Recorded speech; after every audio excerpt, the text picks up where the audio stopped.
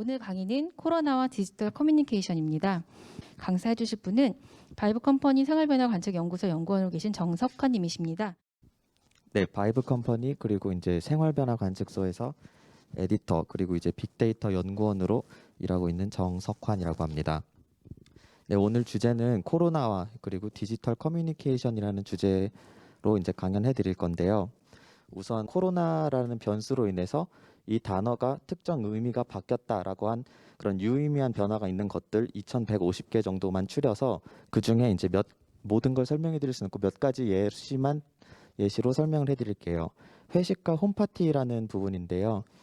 코로나 기간 중에 하락한 것과 상승한 것을 이제 대조적으로 비교해서 이런 걸 통해서 요즘 사회가 어떻게 무엇을 원하고 있고 어느 방향으로 가는지 이렇게 의미를 찾는 건데요. 데이터를 살펴보면 회식이라는 것은 사실 코로나 전에도 꾸준히 줄고 있었고 홈파티라는 것은 조금이지만 코로나 전부터 증가하고 있었어요.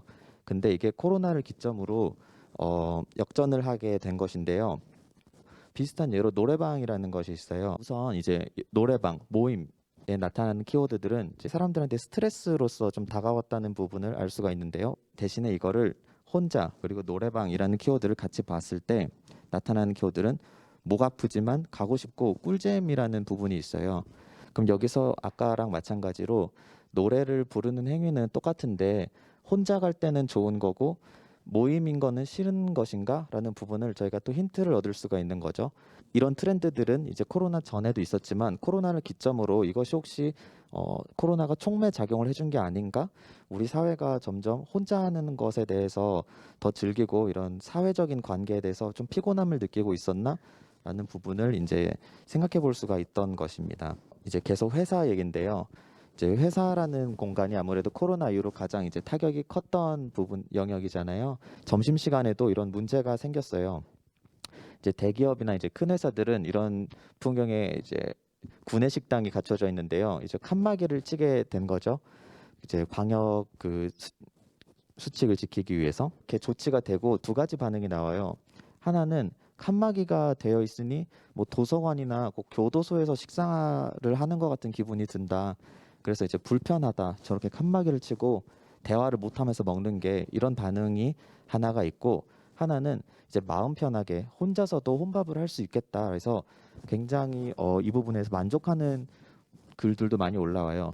이런 분석을 통해서 우리 사회가 이것들을 원래 원하고 있었는데 새로운 세대가 올라오면서 그런 방향으로 가고 있었는데 코로나가 그 변화를 빠르게 해주는 촉매 역할을 해줬구나라는 것을 저희가 알게 되었습니다. 그래서 저희 책 제목이 이제 공통의 경험, 이제 새로운 합의라는 부분인데요. 여기서부터는 제가 이제 그 세대가 이제 가지고 오는 트렌드, 사회가 어디로 가는지에 대한 부분을 설명해 드릴게요. 전 국민이 이번에 코로나를 겪고 이제 공통의 경험을 하게 된 것 같아요. 공통의 경험. 그럼 이제 사회가 어떤 새로운 합의를 만들어 갈 것인가? 기존의 관성이나 기존의 약속들이 많이 무의미해지지 않을까라는 부분에서 새로운 합의는 그럼 어떤 것이 있을까 하는 게 요즘 이제 많은 회사들이나 저희가 연구했던 부분입니다. 그래서 새로운 키워드로 어떤 것이 들어왔는지 살펴보면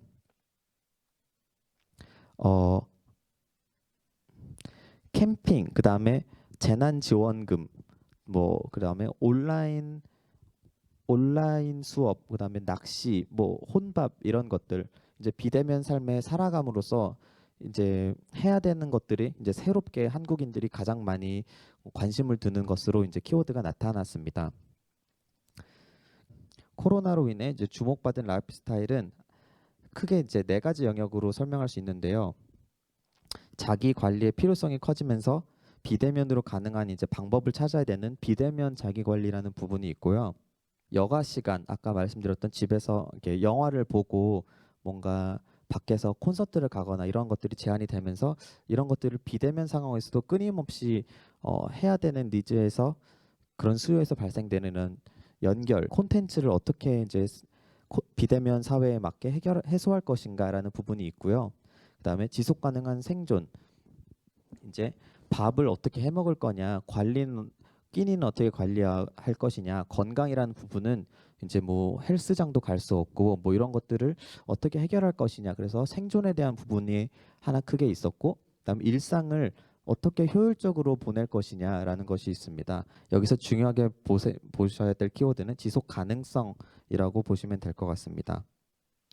그래서 사례별로 어떤 것들이 새롭게 이제 나타나고 사람들이 시도하기 시작했는지 말씀드리면, 첫 번째 사례로 이제 여행을 못 가니까 간접적으로나마 이제 여행을 하고 싶은 분들이 많았던 거예요. 여기는 런던인 것 같아요. 런던의 구석구석을 보여주기도 하고, 저쪽은 이제 파로 아일랜드라는 부분인데, 여기는 굉장히 저희한테 굉장히 낯선 섬인데, 이런 부분까지도 거기 현지에 계시는 분과 이제 비대면으로 온라인으로 연결이 돼서 간접적으로는 해외 여행을 하는 시도도 있었고요.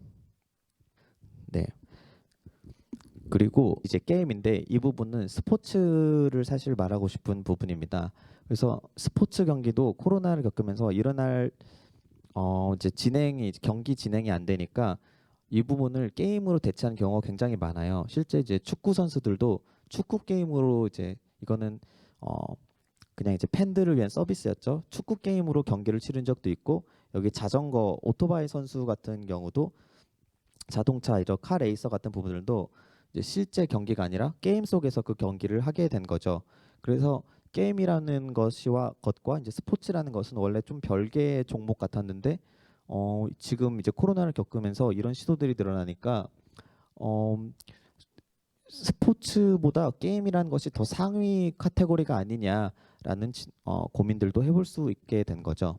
그리고 주목하셔야 될 부분은 이런 영상 콘텐츠라는 거예요. 여기가 이런 숏폼 콘텐츠라고 하는 부분인데요. 틱톡은 굉장히 짧은 15초 내지 1분 내지의 영상들을 개인이 직접 찍어서 그것들을 이제 어떤 뭐 재미의 용도라든지 아니면 이런 정보의 유통용으로 개인이 모두 이렇게 영상을 찍을 수 있게끔 만들어준 플랫폼이에요.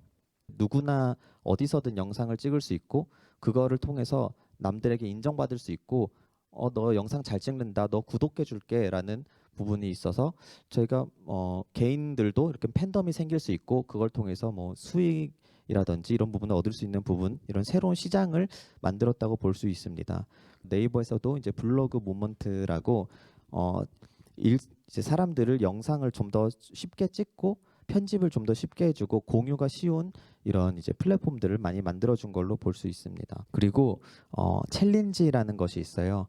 틱톡이 어떤 사회적 기능도 하냐면, 틱톡뿐만이 아니라 짧은 영상들이 어떤 것을 하냐면, 단순 이런 오락성 콘텐츠만 유통하는 것이 아니라 사회 문제를 해결하는 것에서도 많이 사용이 되는데요. 예를 들어 저기 힘내라 한국 영화라는 주제로 영상들이 이제 누군가 만들기 시작하면, 그것을 나도 이 메시지에 참여하고 싶어, 나도 한국 영화가 좀 산업이 커졌으면 좋겠어, 그러면은 저게 참여를 해서 같은 주제로 같은 영상을 찍는 겁니다. 자기만의 방법대로. 그럼 저 때는 보통 영화 배우들이 이제 먼저 시작했던 것 같아요. 다음 소개해드릴 부분은, 사람들이 그러면 코로나 기간 전후로 뭘 많이 듣냐라는 부분이 있습니다. 저희가 요즘 뭐 들어 하면은, 옛날이었으면 아마 그 뭔가 듣는 채널은 라디오밖에 떠오르는 게 특히 없었는데요. 그래서 듣다라는 부분에서 요즘은 이제 팟캐스트, 오디오북이라는 것을 사람들이 많이 하고 있는데, 언급량을 이제 살펴보면 오디오북이라는 게 500건부터 2017년만 해도 이제 몇백 건 수준밖에 안 됐는데, 지금 코로나 이후로 크게 상승을 해서 거의 이제 4,000건 정도가 매달 언급이 되는 걸로 나타나요. 폰으로도 순식간에 아까 영상 콘텐츠로도 읽기도 하고, 오디오북 같은 경우는 책을 듣는 겁니다. 이어폰으로.